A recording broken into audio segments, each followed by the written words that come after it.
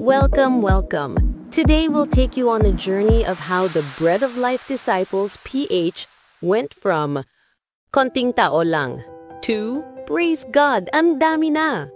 And yes, we'll keep this spiritual, inspirational, and a little unbelievable. Kasi minsan pag nagpapala si Lord, parang plot twist talaga. It all started with a simple desire. Lord, we want to know you more. At sagot ng Diyos, okay, pero maghanda kayo ha.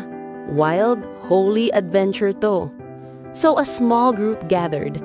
They prayed, they worshipped, they shared food. Siyempre, minsan mas marami pa talaga pagkain kaysa tao.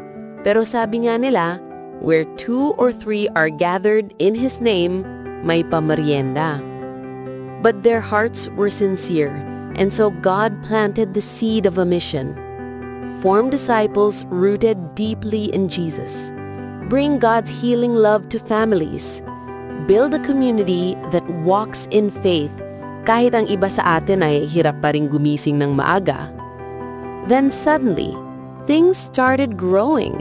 The prayer meetings got louder, the worship got stronger, and more people came. Some invited, some na curious, and meron ding napadaan lang pero tinamaan ng biyaya ng Diyos.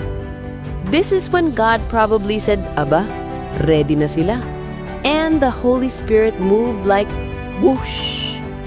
People cried, people laughed, people got healed, and people realized, ay, legit pala tong community na to.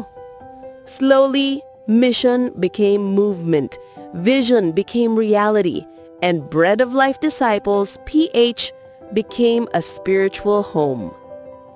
Pero syempre, hindi puro saya, hindi puro worship high. Life happened, real life. May trials, may tears, may misunderstandings, may mga gabing pagod ka pero kailangan pa rin mag-serve. At may mga araw na ang taas ng problema pero ang lakas pa rin ng Amen. We faced storms, storms of life, storms of faith, storms of relationships. Pero kahit ilang unos, nandyan siya. And through it all, God whispered, Anak, I am with you.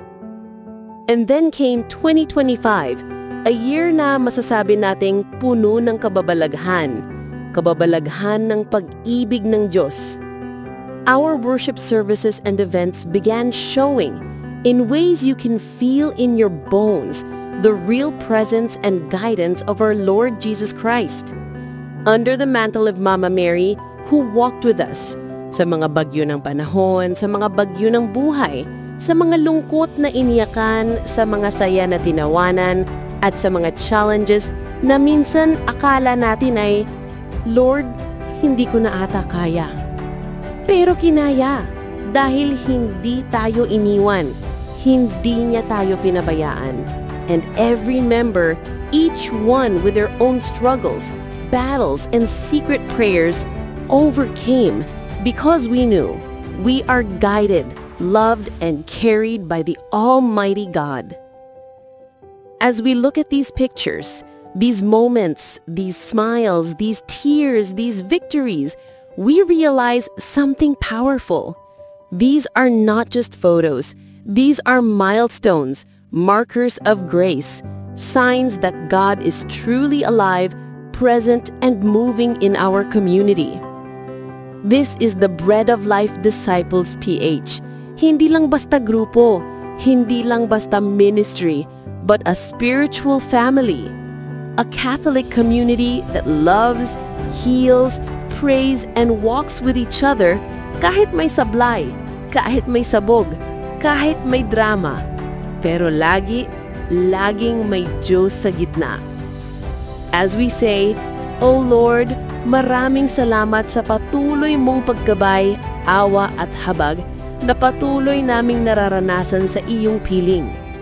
Nawa ang aming journey, ang mga larawang ito, ang mga alaala, ang mga tagpo ay magsilbing paalala ng aming buhay pananampalataya kasama ng aming umaarugang kapamilya at kapanalig.